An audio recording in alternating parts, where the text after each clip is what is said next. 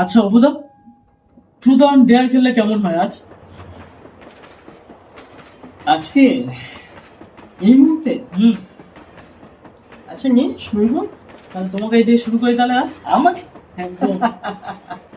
আচ্ছা বল।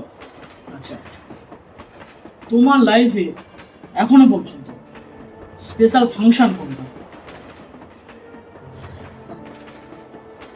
আমার লাইফ জানিস তো,